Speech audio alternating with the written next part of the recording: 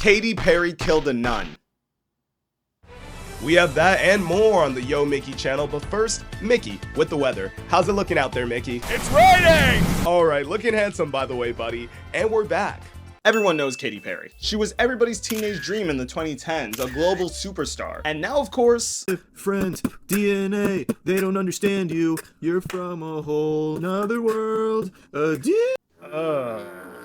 Yeah, she has been considered washed for a while now. No one really cares about or talks about her, but she has recently made her way back into the zeitgeist, but not for the right reasons. It's not just that her music is kind of awful now, but to be clear, her music is objectively ass now. But she has had a long list of controversies over the years that no one really talks about, except for the obvious one that happened recently. So let's just get that one out of the way right now. In case you've been living under a rock, Katy Perry went to space. Yup, first pop star ever to go to space. What an achievement. And to make it better, she went to space with an 100% woman crew. What a win for feminism and women everywhere. Has anybody seen hardcover feminist literature books? Spoiler alert, not really. I'll run through it quick because I'm sure half the internet has already talked about it, but Katy Perry participated in Blue Origin's NS-31 space mission, if you can even call it that. And it was the first all-female spaceflight cruise since 1963. The 11-minute suborbital flight, which I just looked up and it means she didn't even go into space, but whatever. The flight included big names like Gail, Katy Perry obviously, Jeff Bezos' wife. They flew up into space, taking videos and floating around to What a Wonderful World, and Katy Perry was playing with this flower the whole time for some reason. Not really clear why she did that. And supposedly the aim was to inspire and promote female empowerment and space exploration and in general. And something about how we should come together as a society to be more grateful for this beautiful planet that we've been given. It's not about me, it's not about singing my songs. It's about a collective energy in there. It's about us. It's about making space for future women and taking up space and belonging. And it's about this wonderful world that we see right out there and appreciating it. This is all for the benefit of Earth. And blah, blah, blah. It was just overall supposedly a life-changing experience for them. Well, I think that sounds pretty sweet. I don't know why people would be mad about that. I bet they're just jealous, aren't they? Because what are you... Yeah, turns out there's actually a lot of reasons to hate on this. First thing that comes to mind is Blue Origin is Jeff Bezos' company. You know, Jeff Bezos, one of the most corrupt billionaires on this planet, and that's saying a lot because all of them are pretty bad. And he's one of the main reasons this planet that we should be so grateful for is dying. This is all for the benefit of Earth. And speaking of the planet dying, how are you gonna come back to Earth, kiss the ground, and tell us that we should be more grateful and take better care of our planet? Like you didn't just burn more CO2 than most people do in their whole lifetime for an 11-minute publicity stunt. Because that's all this was really, a publicity stunt to make Katy Perry and all these other people look better. Katy Perry, Gail, Jeff Bezos' wives, and whoever else, they don't give two flying fricks about our planet, okay? Or about feminism, or about coming together as a community. They don't care. Do you know how much that spaceflight cost? $28 million for a seat. And there was 6 of them. $200 million for what? An exaggerated amusement park ride? To make yourself look good, to up your image ratings? It's so funny seeing a bunch of rich people burn hundreds of millions of dollars and come down and tell us how we should be more grateful and build a better, stronger community. Meanwhile, people can't even afford groceries. But yes, Katy Perry, that was very slay, very demure of you to go up and do that. This is no news now, because I am a little late to the party depending on when this video comes out. But that's just the most recent controversy that Katy Perry has been a part of. Like, did you know that Katy Perry killed a nun? But before that, she was doing some other stuff too. So let's start off a little lighter, or should I say a little darker?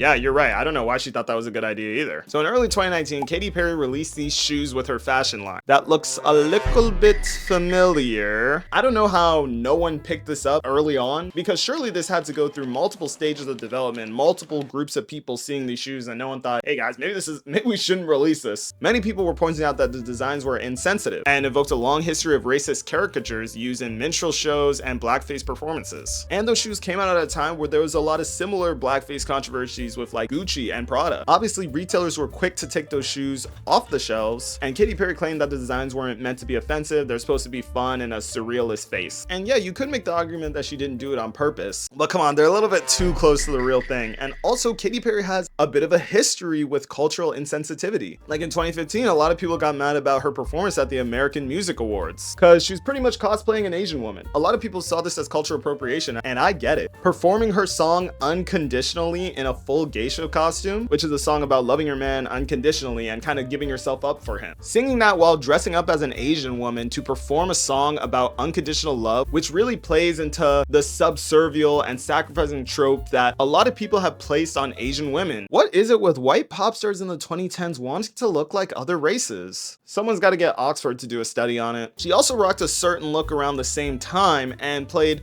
seemingly one of white people's favorite games, When Will They Realize That They Don't Look Good in Cornrows? She unfortunately did not win this game. The real secret is that they never do. But she still decided to rock this hip urban street look, and yep, that's a black woman. She ordered a black woman costume. Yeah, so this is what she wore in her song, This Is How We Do It. Overall, not a good look. Looks like her PR agents finally got to her and told her enough is enough, because it doesn't look like she's had a cultural race-related incident like this since, at least not that I could find. But the general consensus is that Katy Perry isn't educated, nor does she care to be educated on other people's cultures and histories. And Wait a second. Say that again. cultures and histories? No, the part before that. Katy Perry isn't too educated? Well, that is true, but no, the part before that. General consensus? General consensus? Consensus?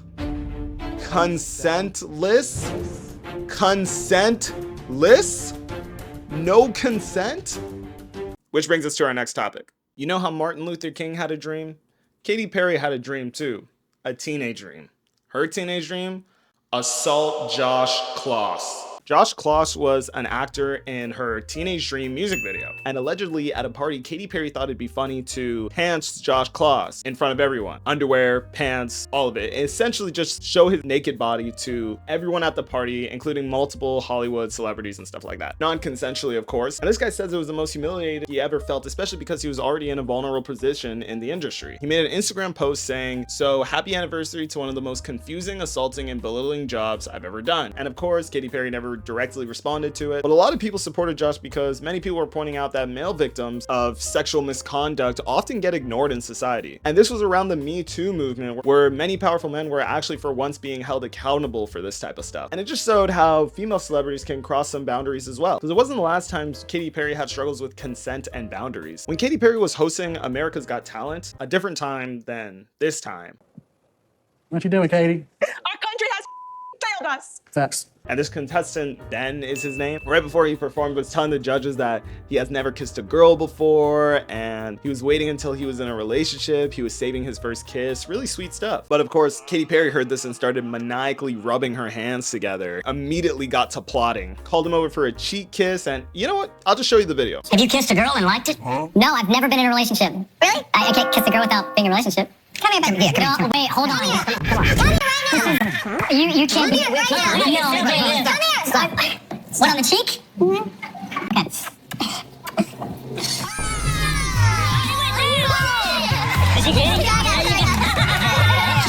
Come on. And he fell down. He fell down. He went. Well, that's a first. Sorry.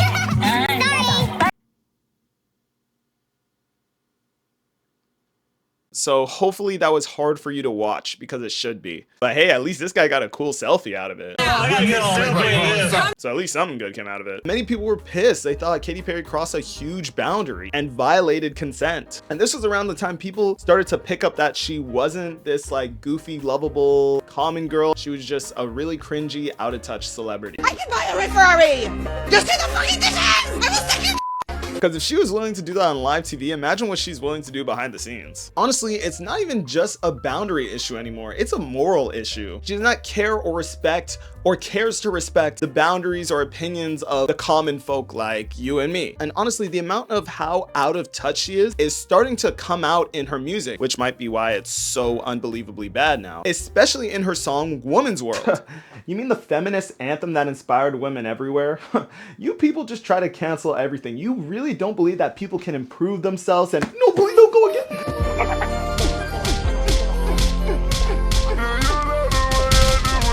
The song Woman's World is fine. Actually, no, it's not. No, it's not. The song Woman's World is garbage. It's really, really bad. It's really bad. It just, in every aspect, it's bad. It comes off as really awkward, and musically it's just not good or catchy at all. It's meant to be an empowerment song for women, which is great. That's a great thing. There's nothing wrong with that. But it comes off as incredibly disingenuous and awkward, and honestly, almost like it was written by a guy. It kind of feels like what a guy would think a woman would say. You know what I mean? And also the music video is just the definition of the male gaze. And I'm not talking about these male gaze. And I know that I am a man, but pretty much everyone can agree that it's just very out of touch and does not give feminine empowerment at all. But if you take a closer look at who worked on the song, it starts to make a lot more sense why it's like that. Dr.Luke.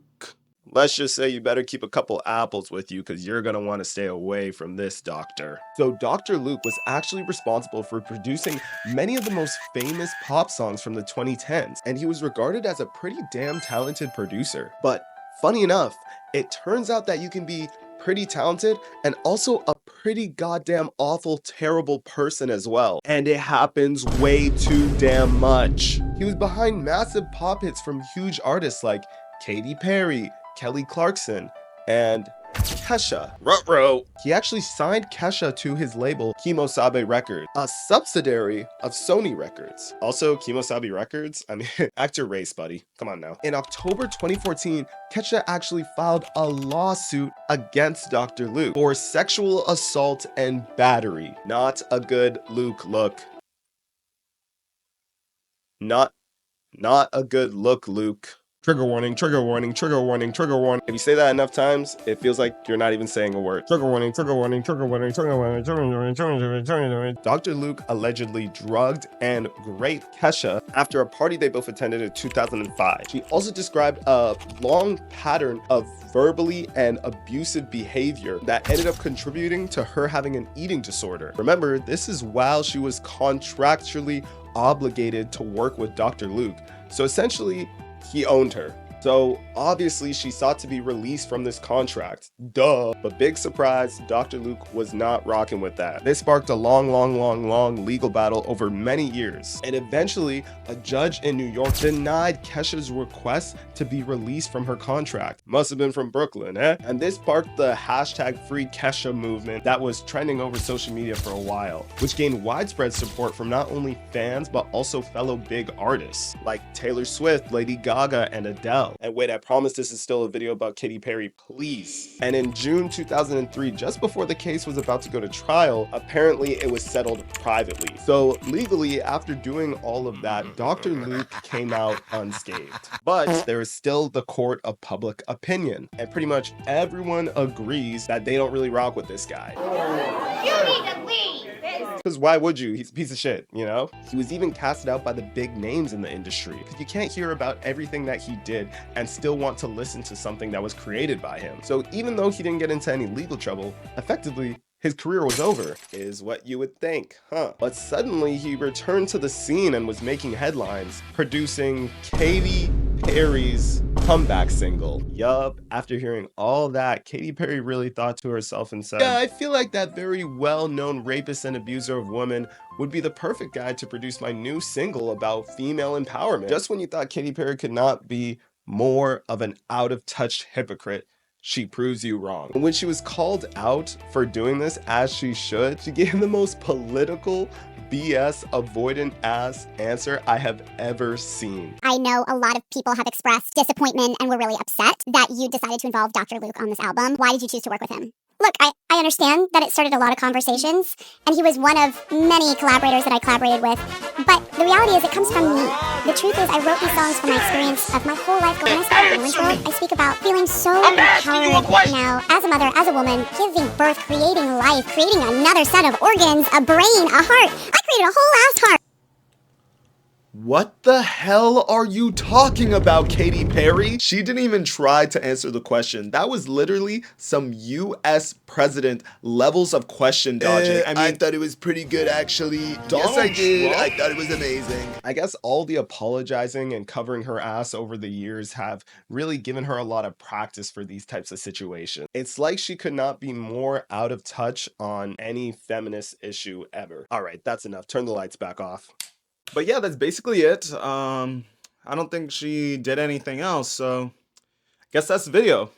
Bye. They ask you how you are, you just have to say that you're fine when you're not really fine, but you just can't. Oh, wait, yeah. Katy Perry killed a nun.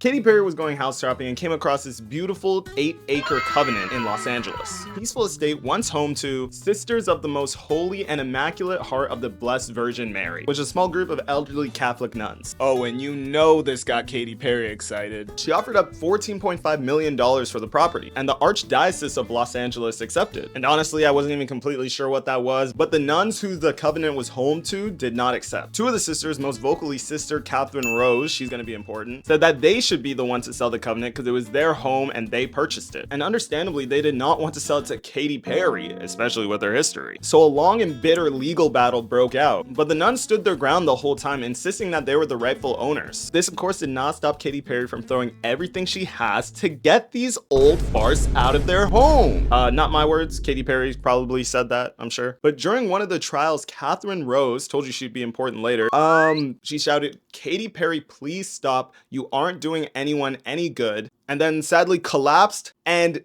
died. Oh my god. He died in court from arguing with Katy Perry. And then the judge still sided with Katy Perry. I feel super connected to love. Ruling the nuns lacked the authority to sell the covenant on their own. So Katy Perry won, let's go! Sexy, confident. Yeah, I don't know how you go on with your life after that happens. You try to kick elderly nuns out of their home and one of them dies fighting for it. Seems like that had to be a sign of some sort. The rich Hollywood superstar won and got everything she wanted, while the elderly nun died defending her home. Honestly, I don't know how this wasn't bigger news because I had never heard of it before researching for this video. But this event did become a flashpoint of sorts for discussion about celebrity entitlement, real estate ethics, and how elderly people are treated in financial situations. Because she also did this again like right after. This time with an 85-year-old veteran. So we got elderly nun, veteran. She's really just crossing off the bingo charts of easily harassable old people. She tried to purchase his home right after he came off of back surgery and was high off painkillers. And because he wasn't in the right state of mind because of the pain and heavy drugs, and he had a cognitive disorder and the being 85 of it all probably too, he attempted to back out of the sale once he was in a better state of mind. Oh, but Miss Perry wasn't gonna let that happen. She sued him. It was a 4-year-long legal battle. At 85, she probably thought he was just gonna kick the can before the lawsuit was over. But she actually ended up winning because her argument was that because he founded 1-800-Flowers, which is pretty cool, I guess. But because of that, she claimed he had to be in a right state of mind. I don't really see the correlation, but apparently it worked. So Katy Perry just evicted him, kicked him the hell out of there. So basically with the whole nun thing and kicking a veteran out of his home, the government finally caught on to Katy Perry's supervillainy. So they made a law because of her and named it the Katy Perry Act, or Perry Act. And it wasn't a law just to stop secret platypus agents. The Perry Act stood for Protecting Elder Realty for Retirement Act. Do you know how much of a menace you have to be to get a law named after you? But the law establishes a 72-hour cooling off period. If somebody in the sale is over the age of 75, then anyone in the party has 72 hours to back out of the sale free of penalties. And this is because of Katy Perry, bro. And the goal is to protect elderly property owners from coercion, manipulation, and like real estate transactions. And it's a direct response to Katy Perry and her harassment of elders. So if there's anything to learn from Katy Perry, it's that life has no consequences, there's no such thing as cancel culture, and if you want a nice home, old people are pretty easy to negotiate with. All right, thank you. See you guys next video. They ask you how you are, you just have to say that you're fine when you're not really fine, but you just can't get into it because they would never understand.